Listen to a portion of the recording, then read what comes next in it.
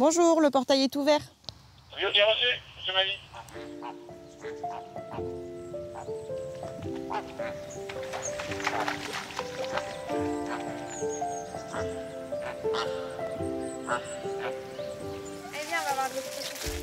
Les derniers visiteurs de l'année profitent d'une belle journée automnale au parc de la Haute-Touche. Ils sont 65 000 tous les ans à explorer les 436 hectares de la plus vaste réserve animalière de France.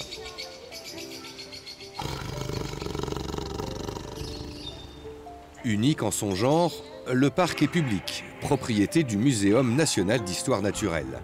1500 animaux, 130 espèces des 5 continents.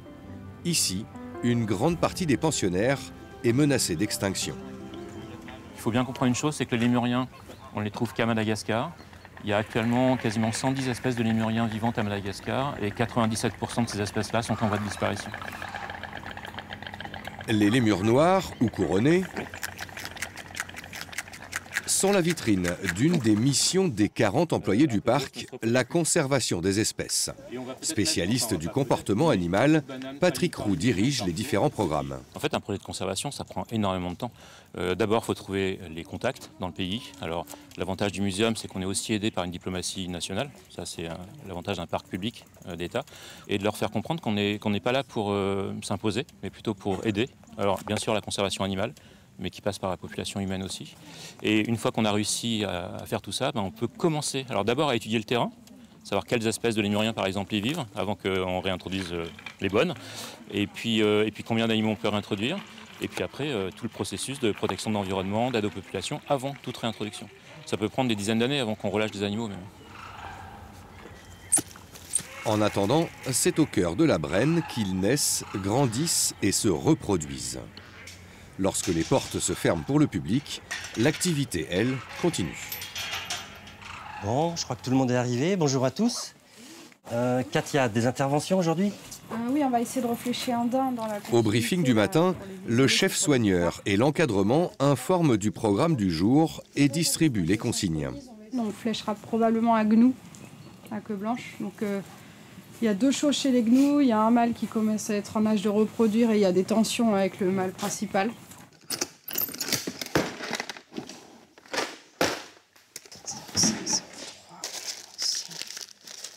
Katia Ortiz est la chef vétérinaire. 20 ans qu'elle soigne des animaux, pas comme les autres.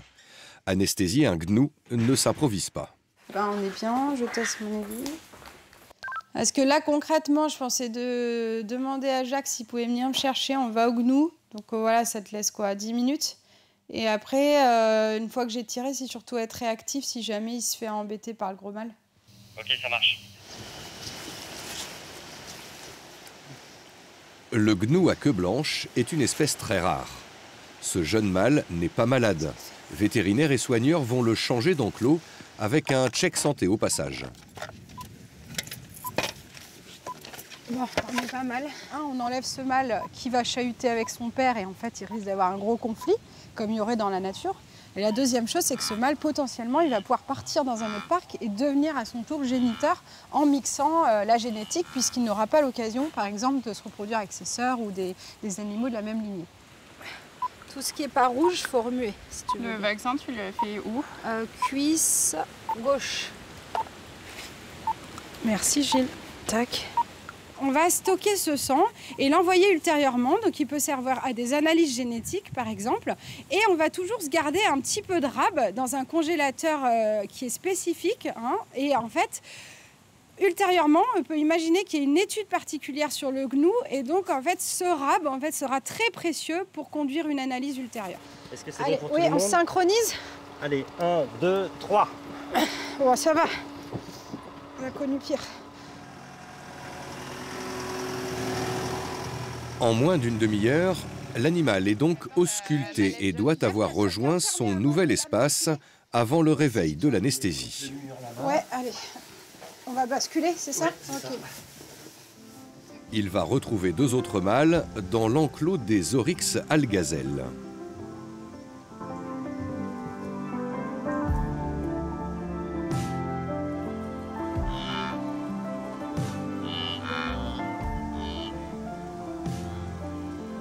Les deux congénères font la fête aux nouveaux venus. L'équipe peut être satisfaite.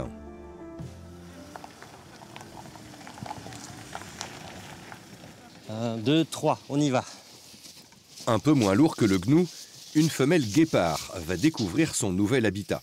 Elle s'appelle Zuri et arrive de Montpellier pour tenir compagnie à Bahati, le mâle du parc. Première étape, s'habituer à son box. C'est tout nouveau pour nous, parce que normalement on n'est pas censé avoir des femelles. Là, elle est sortie du programme d'élevage européen pour diverses raisons. Et du coup, nous, il nous fallait absolument un individu avec notre mâle qu'on a actuellement, parce qu'il vient malheureusement de perdre son congénère de vieillesse. Et même si c'est des animaux qui ne vont pas vivre forcément à plusieurs dans la nature, là, il a été conditionné avec un copain. Donc vraiment, pour son côté, pour son bien-être, il avait vraiment besoin d'avoir un congénère. Bah oui, vas-y, tu vas avoir une copine. Zuri va passer sa première nuit à la Haute-Touche. Chaque année, 70 à 80 nouveaux animaux arrivent, autant partent pour d'autres horizons.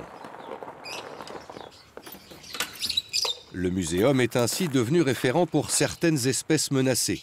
La cistude d'Europe, l'emblème de la Brenne. C'est le reptile qui a subi la plus forte régression ces dernières décennies. Elle a disparu de Belgique, des Pays-Bas et de la Suisse. Salut Patrick. Dans cette nurserie, jusqu'à 150 œufs éclosent tous les ans. Une pouponnière unique en France.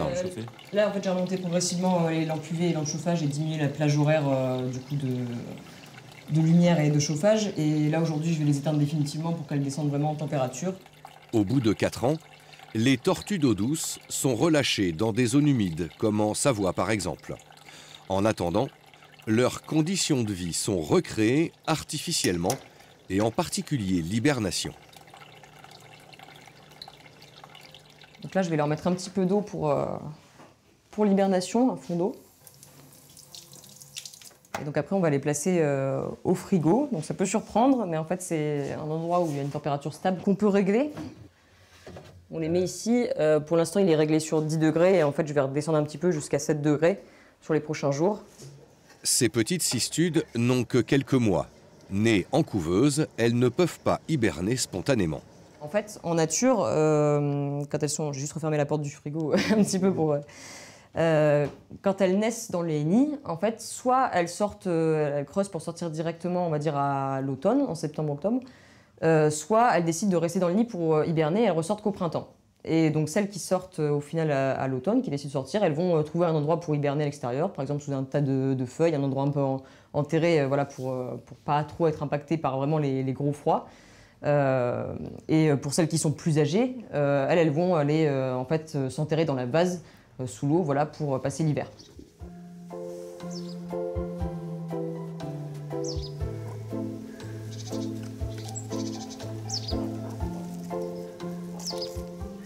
C'est un peu la mascotte de la Haute-Touche. Le pandarou fait partie des 42 espèces menacées dont la réserve prend le plus grand soin. La base de l'entraînement, c'est d'abord de le faire venir à soi. On va l'habituer à être manipulé, donc ce n'est pas des papouilles qu'on lui fait, ni des caresses, hein, c'est l'habituer à fouiller le pelage à la recherche de parasites, de blessures, voir l'état corporel général de l'animal. Vous voyez qu'il y a une cage qui est une cage dans laquelle on les habitue à rentrer volontairement dans la cage de capture. Le panda, si je l'endors, ça vit dans les arbres. Donc si je l'endors, il faut que je lui tire dessus à flash hypodermique dans l'arbre. Il faut que je le réceptionne après, qu'il ne tombe pas. Et puis même si j'essaie de le capturer à l'épuisette, il faut que je lui cours après. C'est stressant pour l'animal, c'est stressant pour le personnel du parc. Alors que là, ils sont entraînés, ils rentrent en caisse sur demande et ils partent. Comme ça, sans avoir besoin d'être capturés. Entraînement réussi pour Laïa. La petite est née il y a 1 an et demi et se prépare pour un long voyage.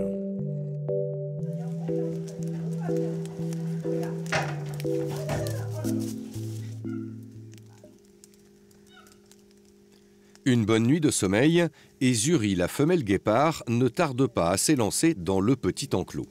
Les équipes attendent une bonne heure pour la 3e étape, la rencontre avec Bahati, mais d'abord à travers le grillage. Oh, elle est belle, oui qu'elle était belle. Ah. Bah dis donc. Ouais. Incroyable. Là, de ce qu'on voit, ça se passe quand même relativement bien. Il va falloir mettre un petit peu de temps quand même avant de les mettre ensemble. L'étape suivante, ça va plutôt être, elle, la découverte du grand parc seule. Pas forcément avec monsieur, parce qu'à mon avis, il va être un petit peu collant au début. Et donc, elle a besoin d'être seule pour vraiment découvrir.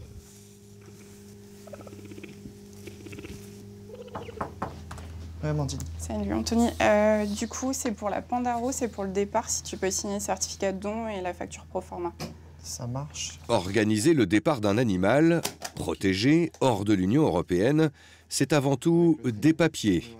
Et encore des papiers. C'est bon. Tout le dossier est prêt. Elle peut partir. Merci. Merci, à tout à l'heure. Là, c'est un transport qu'on a préparé déjà depuis des mois, donc qui a été annoncé par un coordinateur qui gère l'espèce au niveau de l'Europe.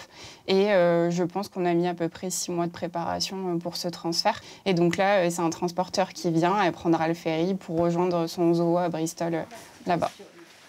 Laïa va donc former un nouveau couple de pandarous en Angleterre. Forcément pour l'équipe, le moment est un peu émouvant. Très bien ça.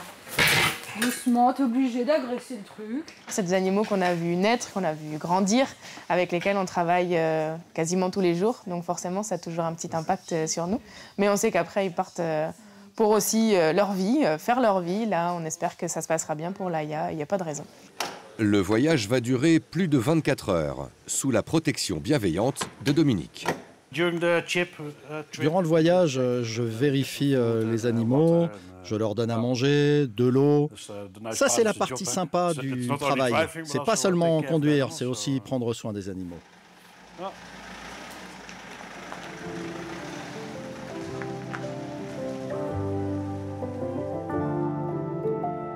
Et ainsi, la Haute Touche poursuit ses missions de recherche, d'enseignement et veille sur des espèces uniques au monde.